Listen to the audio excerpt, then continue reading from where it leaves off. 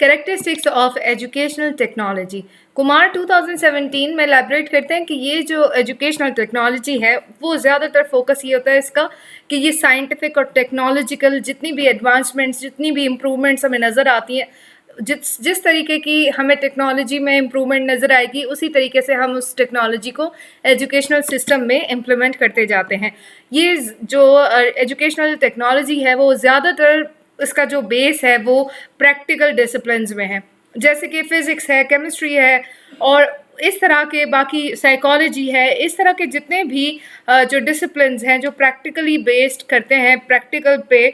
उन पे ज़्यादा इसका फोकस होता है as compare to theoretical ones. अगर हम इसे देखें तो ये इतना फास्ट ग्रोइंग है कि जैसे जैसे अगर डेली लाइफ में हम एजुकेशन में इतनी इसमें वेरिएशंस आ रही हैं, इस डिसिप्लिन में जो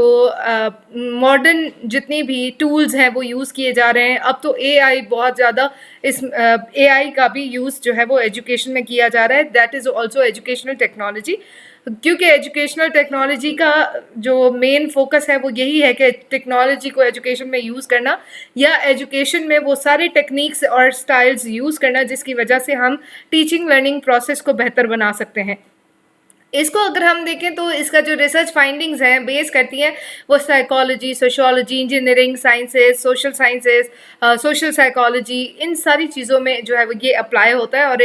पर्टिकुलरली एजुकेशन की फील्ड में भी इसको ज़्यादा इस्तेमाल किया जाता है। टीचर्स, स्टूडेंट्स और टेक्निकल मींस के लिए इसको इस्तेमाल किया जाता है ताकि टीचर्स और स्टूडेंट्स को इफ़ेक्टिव तरीके से एक दूसरे के साथ इंटरेक्ट करवाया जा सके, मिला और इफ़ेक्टिव वे के साथ जो है वो एक दूसरे के साथ वो इंटरेक्ट कर सके। ये उस साइंस और मैथड्स का भी नाम है जिसके ज़रिए से हम प्रॉब्लम्स को लोकेट करते हैं, देखते हैं कि एजुकेशन की फील्ड में कौन कौन से प्रॉब्लम्स हैं, उनके लिए क्या रेमेडीज़ हो सकती हैं, क्या उसके हल हो सकते हैं, किस तरह से हम उनको हल करते हुए अपने एजुकेशन सिस्टम को इम्प्रूव कर सकते हैं। ये टीचर के और स्टूडेंट के लर्नर के जो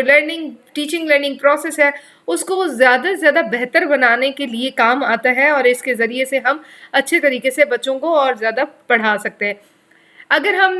एजुकेशनल टेक्नोलॉजी की नीड को देखें तो एजुकेशनल टेक्नोलॉजी बहुत ज़्यादा ज़रूरी है कि हम टीचिंग लर्निंग प्रोसेस को बढ़ा सकते हैं, इम्प्रूव कर सकते हैं, ठीक कर सकते हैं और इसमें प्रॉब्लम्स को हाईलाइट कर सकते हैं, एनालाइज कर सकते हैं कि प्रॉब्लम्स हैं क्या और किस तरह के रिसोर्सेज हैं जो कि यूज़ नहीं हो रहे हैं, किस तरह के रिसोर्सेज हमें रीअरेंज करने हैं, दूसरे ऑर्गेनाइज करने हैं ताकि हम टीचिंग लर्निंग प्रोसेस को फर्दर एफिशिएंटली, इफेक्टिवली यूटिलाइज कर सकें।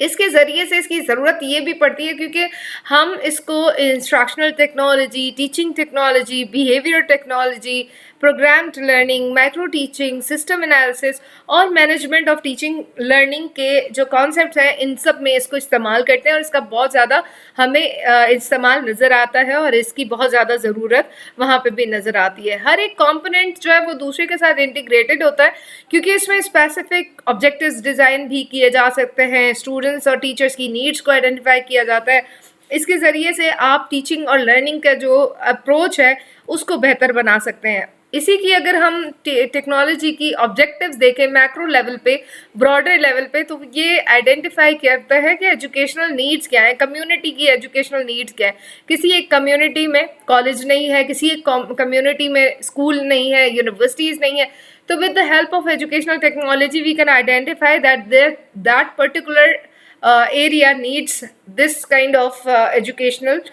support, तो हम उसको वो दे सकते हैं। इसके ज़रिए से इसका एक और ऑब्जेक्टिव ये भी है कि हम एजुकेशन के एम्स को डिटर्मिन कर सकें कि हमारी एजुकेशन के एम्स कौन से हैं, हमें कौन कौन सी तरीके की एजुकेशन चाहिए, किस लेवल की एजुकेशन चाहिए, उसमें जो हम एजुकेशन देना चाह रहे हैं तो उस एजुकेशन का मकसद क्या है।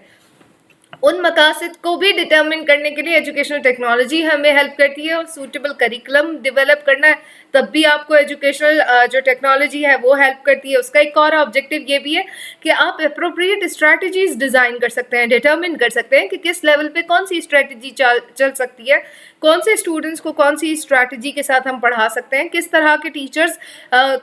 According to their discipline, according to their subject, according to their students learners वो अपने स्ट्रैटेजीज़ को चेंज कर सकते हैं और वो हमें एजुकेशनल टेक्नोलॉजी बहुत ज़्यादा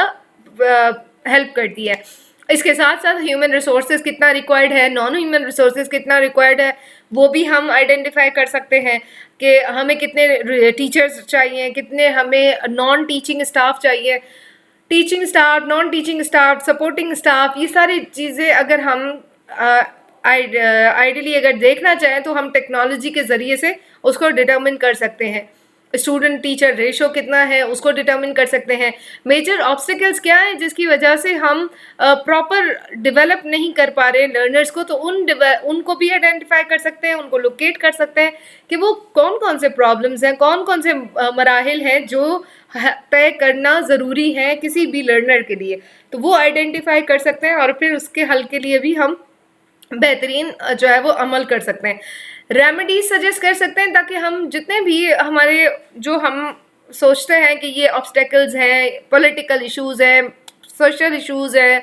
या कोई और इश्यूज़ हैं, इकोनॉमिक इश्यूज़ हैं, तो उनको हम रिज़ॉल्व करके उसको बेहतर टीचिंग लर्निंग प्रोसेस को बेहतर बना सकते हैं। अगर हम देखें तो मैनेज करता है कि होल एजुकेशन सिस्टम जो है वो पूरा किस तरह से काम करता है और उसके बेहतरी के लिए हम फर्दर किस तरह से काम कर सकते हैं, कौन-कौन से वेज़, कौन-कौन से रिसोर्सेज़, कौन-कौन सी ऐसी स्ट्रैटेजीज़ यूज़ कर सकते हैं जिसके ज़रिए से हम पूरा एजुकेशन का जो सिस्टम है जिसमें टीचिंग, लर्निंग प्रोसेस है, उस चीज़ को करिकुलम को डिज़ाइन कर सकते हैं, प्रोग्राम के लर्निंग आउटकम्स को देख सकते हैं, स्टूडेंट के लर्निंग आउटकम्स को जज कर सकते हैं। तो उसके लिए एजुकेशनल टेक्नोलॉजी हमें बहुत ज़्यादा हेल्पफुल रहती है। Thank you so much for your time and watching this video.